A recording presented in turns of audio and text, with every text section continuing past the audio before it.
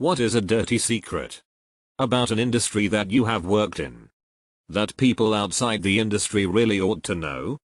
I worked at a high-end furniture store in college. 75% of high-end furniture is assembled in the back of the store by a hungover college kid, the same way you would if you bought something from IKEA. The difference between a $99 dresser and a $1,000 dresser is a hungover college kid. I had to assemble TV stands when I worked in the home theater department at Best Buy. If a customer wanted the one that was already assembled, they had to pay the $200 assembly charge. I don't remember ever getting that money.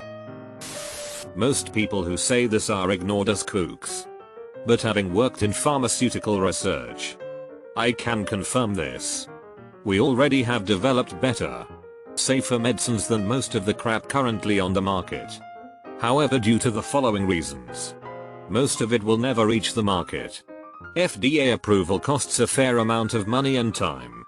And for a new dog to be approved takes bloody years. The slightest F up and testing and back to the beginning. Money.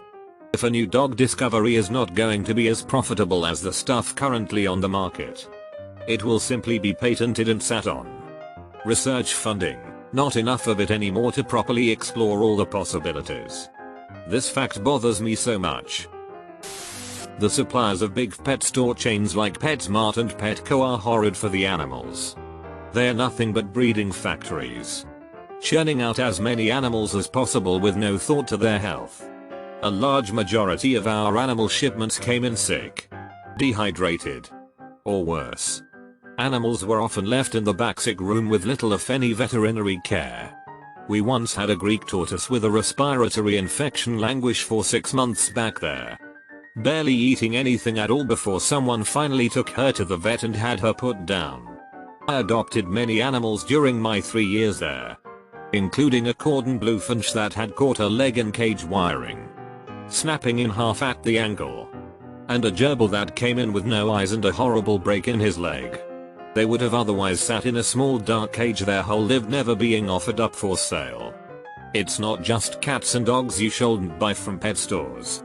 If you're looking for any pet, be it small animal, reptile, or bird, please go to a respectable breeder. Even a shelter. Don't support the giant corporations. Edit to I keep getting comments on this, so I need to clarify. I am not saying that every store treats their animals like sh. Some do the right thing and treat their animals very well.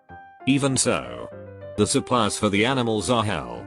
Even if the store is receiving relatively healthy animals, there are still countless others at the supplier who didn't make it. I also want to thank whoever gave me gold. I never thought that would happen.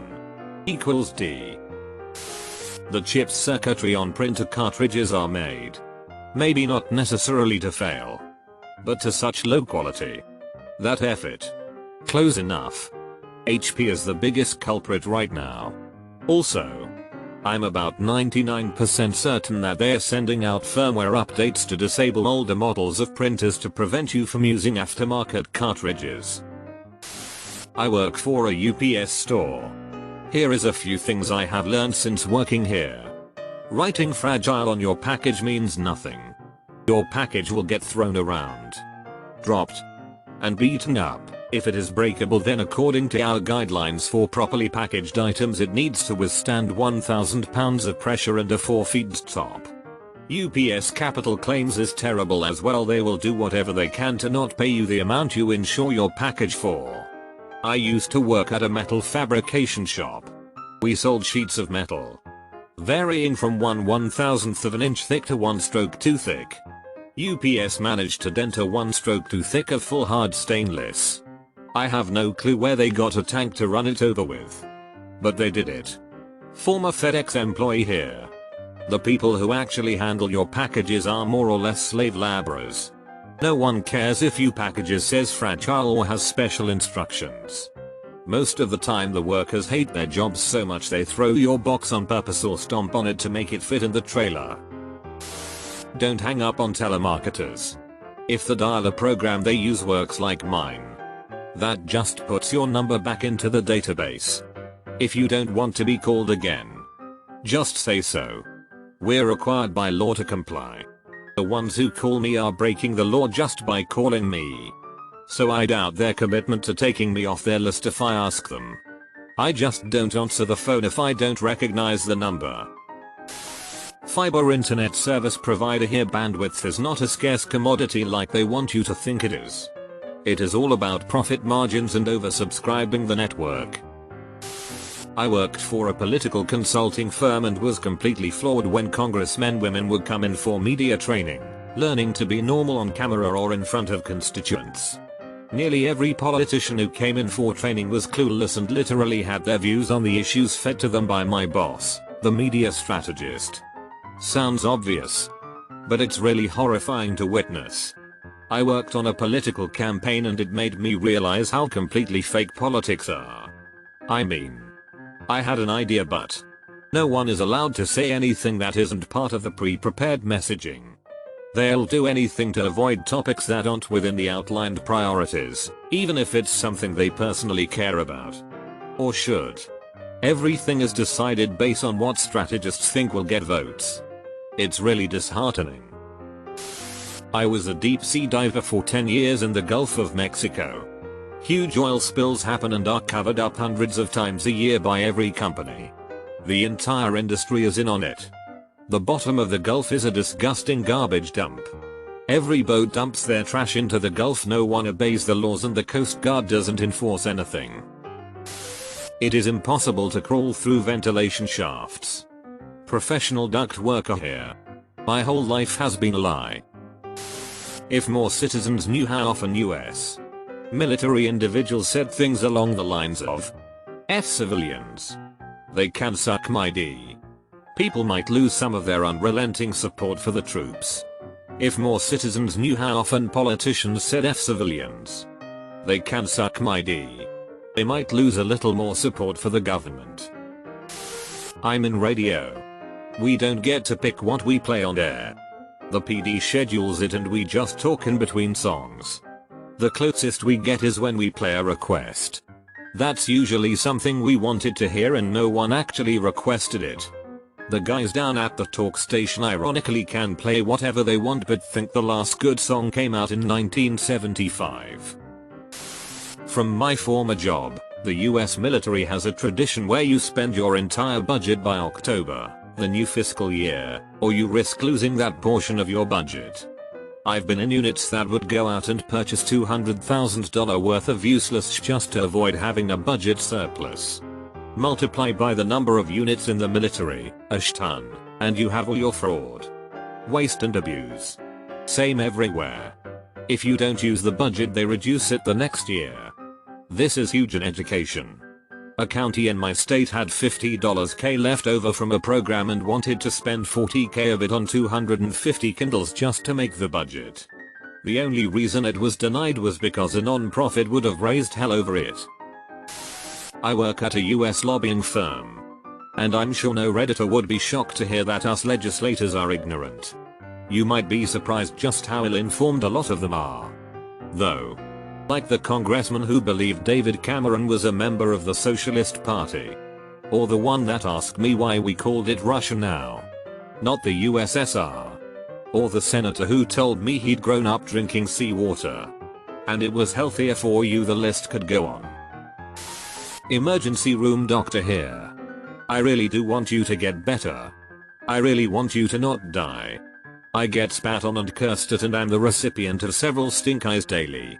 If you actually show that you care about your health and listen to me or show me the slightest bit of respect, I will bend over backwards to help you get better. If I'm not sending you home with a 6-month supply of Dialordid, it's because you are better off without it. I'm sorry you have a boxer's fracture because you punched your door. But fractures hurt and I can't take all the pain away and keep you breathing at the same time. Man up and deal with a few days of discomfort. It goes away eventually. I ask probing questions about your SOLITA and dog history and the consistency of your poop because it's important. I am legally prevented from sharing this info with your boss, your wife, the police. Just tell me the truth. The guy on the other side of the curtain has a curling iron stuck up his A. The herpes you got in high school doesn't shock me. My paycheck is my paycheck. I don't get paid more or less because I prescribe a name brand antibiotic. Or decide to do stitches instead of glue. Or admit you instead of letting you leave AMA. I get paid the same if I see one patient this shift or 40. Most of my decisions are based on medicine. Or to decrease the chances of getting sued. This isn't true for every doctor or even every emergency doctor. But consider giving your physician the benefit of the doubt. I cooked at Crapplebee's for a short while saving money to move out of state. They microwave pretty much 80% of the menu. And the food is a small step above Burger King in quality. It's not as if the quality doesn't show this. I really don't understand why so many people still go back. Harley Davidson is in pretty bad shape. They store the lion's share of their new motorcycles in some warehouses in Montana because they don't want to stop production just to keep shareholder happy. They are a ticking time bomb. Oh, also for the last few years they force retailers to buy some new bikes every year even though they don't change. If the retailers don't buy them they lose their licensing to sell Harleys. So basically all their sales have been made up for the last 5 or so years. That's what happens when you don't change your engineering or upgrade your product in any way for around 50 years. Then charge 2x more than the manufacturers who actually make decent products. I'm a celebrity event photographer in Hollywood. Most of the smaller award shows winners like the MTV VMAs, Teen Choice Awards, etc. already know they are going to win. This motivates the talent to come to the event. During the show they are backstage talking with friends and take a seat during a commercial break just before their award is announced. The few exceptions are the Oscars and Golden Globes where the audience is mostly celebrities. People that work in call centers often hit their mute buttons to tell their coworkers about the total re on the phone. I used to work contract security for a company that had a call center. Every time customer service had a threat we had to do a report on it. And it usually included us listening to a recording so we could do a summary on the call. We had a best of folder where we saved the entertaining calls. If you get the slightest stain on your mattress, the manufacturer's warranty is voided. If you buy a mattress cover. Returning a mattress to a mattress store is hellish. No one wants the mattress you bought without testing. Who knows what you did on it? So vendors make it nearly impossible to return them. It costs a vendor a lot to recondition a mattress. Vendors often have to rent storage lockers trucks to store soiled mattresses that delivery guys pick up anyway. My company has 2 trucks filled with mattresses marked BF. Wrapped in plastic that the manufacturers will not take back. We have to eat the cost. Bed bugs aren't as big a problem, yet, as the media seems to suggest. Before you purchase a mattress, spend at least 30 minutes. More like an hour.